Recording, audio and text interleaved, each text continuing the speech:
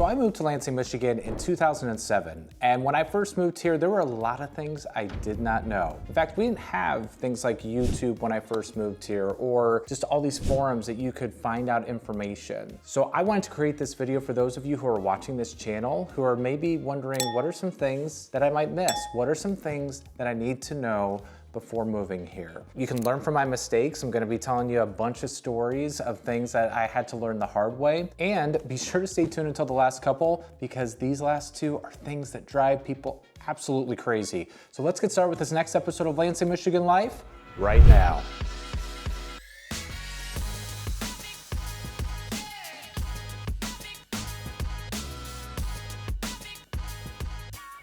Good day, everybody. Troy Seifert here with the Capital Area Real Estate Specialist in the Greater Lansing, Michigan area. I'm a top producing realtor in the Greater Lansing, Michigan area, and I get phone calls from people all over the country, even all over the world, people who are just like you watching this channel each and every day, looking to make a move potentially to Lansing, Michigan. And if that's you and you're looking to move here in 9 days, 90 days, or even 9 months from now, I would love to be able to talk with you. Contact me, whatever means are best for you. So you can call me, text me, email me, or schedule a Zoom call with me. If you want my contact information, all of that is in the description below. And also, we are the #1 real estate YouTube channel in the Greater Lansing, Michigan area. If you want to be able to join our real estate channel, please like this video and also subscribe to the channel so that you can be notified when a new episode of Lansing, Michigan Life goes live. And we have new episodes going live once or twice a week, so you do not want to miss the newest episode. Okay, folks, this one is gonna be, in my opinion, like a lot of fun, because this is gonna be more about personal stories and not as much about data. I do bring a lot of videos with data. I have an extensive library of videos through here if this is your first time watching this channel, so you're gonna wanna check out some videos that might have to do with data, average price points. This one has to do with just personal stories for me. Again, like I said earlier, I moved here in 2007. I didn't really know anything about Michigan. I lived in northern Indiana for a long time, and even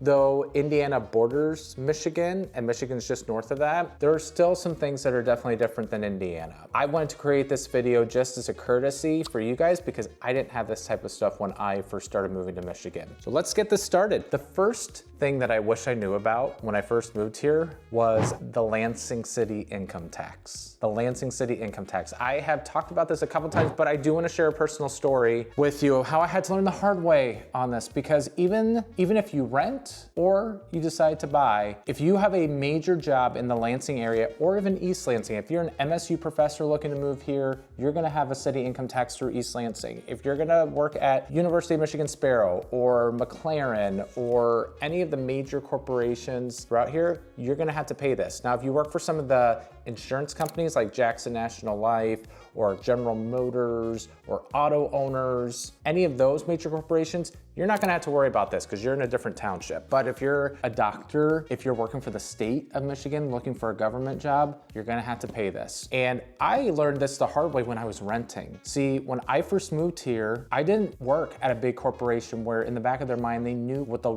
law was. And if you don't know what the law is, if you live in the city of Lansing, you have to give 1% of your income to the city of Lansing. If you work in the city of Lansing, but you don't live there, you pay a 0.5%. And it's the same way in East Lansing, Michigan as well. I had no idea. Where I worked, it was a small office. Nobody lived in the city of Lansing. I was getting my paychecks and nobody ever took out the city of Lansing income tax until I moved to my new home, and about 2 years later, I wanna say, I get a pink slip in the mail. Now, it wasn't me getting fired from anywhere. It was a pink letter in the mail saying, you have not paid your city income tax and you're gonna have to pay penalties as well, interest, all of this. It was a huge shock. I'm like, what do you mean I have to pay this? And my first house was also in the city of Lansing, so I wasn't paying anything. Like, my rental was in South Lansing, first house was in the northern part of Lansing by the airport. I wasn't paying any city income tax. So it was backdated, it was a mess. So I called the city and I said, hey, I had no idea, like I had no clues or anything we can figure out. And you know what the city told me? They said, no, I'm sorry, you're gonna have to pay it. Like, I got no break whatsoever. I'm telling you, city of Lansing, they're hardcore. They're not gonna, I mean, maybe to some people they show some grace. They didn't show any grace to me. I wasn't too happy. So I had to pay all the interest. And then I had to tell my employer, like, when you do my paychecks, you are going to have to take 1% out for the city income taxes. I don't want to have to ever deal with this again. So the important thing is, even if you work for some of these corporations like auto owners, or you work for these places that do not have, like General Motors, like they don't have that city income tax, but you live in the city of Lansing or you live in the city of East Lansing, you better be sure to tell your employer, hey, you got to take out the city income tax, because city of Lansing, they will send you a nice pink letter and they'll say, guess what? You are past due, and that's no fun. So that's the first thing that I wish I knew was about the city income tax. The second thing I wish I knew when I first moved here was about the high car insurance costs. The high car insurance costs. And if you want to know more about why car insurance is so high, I do have a video about auto insurance and why, going broke in Lansing, why they're so high. But when I lived in Indiana and then I lived in Virginia right after that, car insurance was maybe about $80, $90 a month for me. It wasn't that bad. When I moved to Michigan, I was a 25-year-old, so even when you're 25 and under, your car insurance rates are gonna be higher in Michigan anyway. And I was 25, I got my quote, and they said, your car insurance is gonna be like $250 a month. And I was newly married, coming to a new job. I was going $250 a month for 2 cars? This is crazy. I couldn't believe how expensive it was. And nobody really told me when I first moved to Lansing, yeah, the car insurance costs, they are high. If you have newer cars, it's going to be higher. If you have older cars, you might be able to make it a little bit more affordable. If you have full coverage on your car, it's going to be more. If you have just what we call PLPD, which is liability and property, personal liability and property damage, the basic stuff you need in the state of Michigan, then it's not gonna be so bad.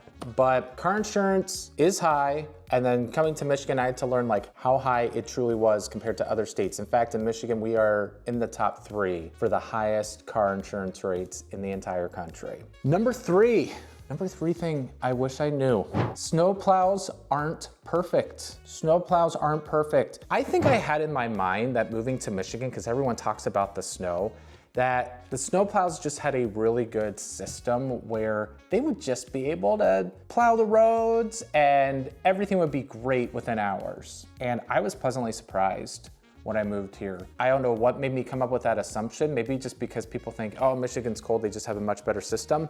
But I know how it is in the South. When I lived in Virginia, there was an inch of snow, and when the inch of snow came, everybody freaked out and everything shut down because they didn't have the capacity for the roads to be able to be taken care of, because it's not something they're used to. Michigan, we are. So I just had this expectation that the snow plows were just gonna do a phenomenal job. It was gonna be easy to get to places. And it takes a day or two for roads to potentially get plowed. Now, the highways, they get plowed soonest, which are the fastest moving roads. But the thing I'll also tell you, this is kind of a bonus thing, people don't really know how to drive in the snow in Lansing. I thought that everybody knew. And what I mean by that, it's not like there's a lot of accidents, but people just drive super slow. They act like they've never driven in a snowstorm in Michigan. I don't know why that is, especially on those 1-lane roads. I'm behind somebody that's going 25 miles an hour in the snow, and the roads are not that bad. And I'm like, come on, move it. And everyone complains about it. It's not just me. It's not just my perception. A lot of people say people just don't know how to drive in with these roads. The other thing, those of you who have school-age children, just to let you know, I know in some areas across the country that people just still have school when the snow comes. I would say that on average, you will get a snow day if it does snow that day.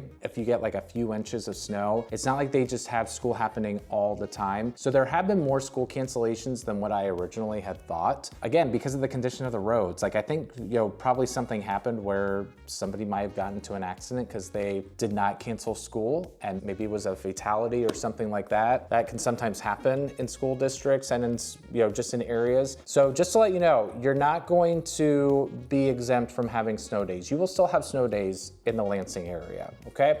Number four thing I wish I knew was that car washes are a necessity. What do you mean by that, Troy? Car washes are a necessity. Well, because of the snow that we get in our area, there is salt on the roads, and even ice that we get. There's salt on the roads, and what people don't realize is that when you are driving on these roads, the salt can get into your undercarriage, it can get onto the outside of your car, and if you don't treat anything with it and you don't go to a car wash frequently, that paint will start to peel, and then you'll start developing rust because you haven't taken care of the undercarriage of your car because the salt just eats away there. Rust is a big thing in our area because salt, if you're in an area where you don't have as much snow, it's not as frequent, you don't have to worry so much about rust on your cars, right? What a lot of people do, they get car wash memberships and they just take their cars in frequently to get everything washed off. That's what you have to do. It's kind of a fact of life. In Lansing, I didn't realize that, and I had some cars that had, rust. I'm like looking at them going like, why is there rust coming up here? Well, probably because I'm not washing my car enough. Number 5 thing I wish I knew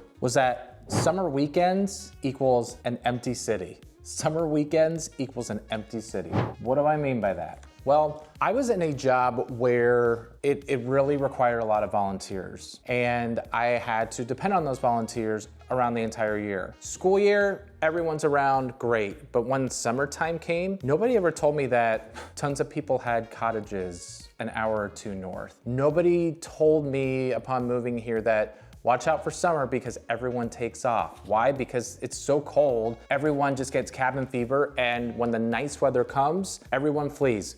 Watch out for Memorial Day, especially in our area, because Memorial Day, I'm telling you, it is a ghost town here in the area of Lansing because everyone's just kind of off doing their thing. They're taking a weekend trip, but a lot of people have houses and cabins, so they take off and they go up north. In fact, 127 North, which is a major bypass that goes right down smack into Lansing, it goes north and south. When it is the summertime and people are coming down south to Lansing from their cottages up north, the traffic, it's packed. You can see everyone's coming down on Sunday night to get ready to go to work on Monday. So it's a real thing. So if you're thinking in summertime that all your friends are gonna be around and everyone's just gonna be here and present in the summertime, you might wanna think twice about that because a lot of people just take off. So maybe for you, you'll just realize, hey, during the summer, you'll go away places. I mean, I go away places as well. It's not like I just stay here right in the city of Lansing, but nobody ever told me that when I signed up for my job. And I'm saying that to all of you because, maybe you should look for a second home or you should look for that vacation spot that you could go to in the summer because a lot of people do that, right? Or maybe you're in a job where you're looking at volunteerism and you need people throughout the year.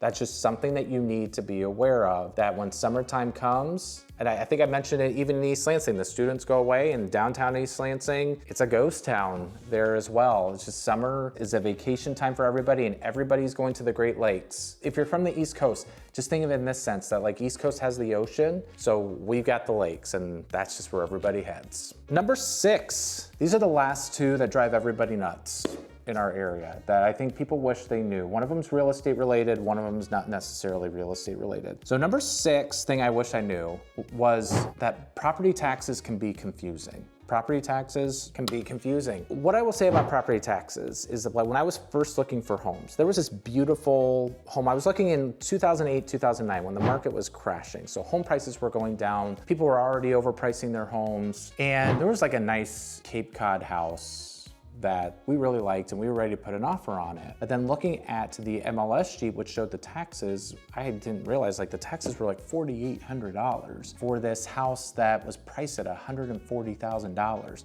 which I think is quite high for a property that was priced that low. Well, City of Lansing just has extremely high property taxes, and I didn't realize how high those property taxes were when I was first looking for a house. Now let's fast forward to now with me being a realtor. Why am I telling you that property taxes can be confusing? Because when you are looking on Zillow wasn't a thing back in 2007, but now Zillow is.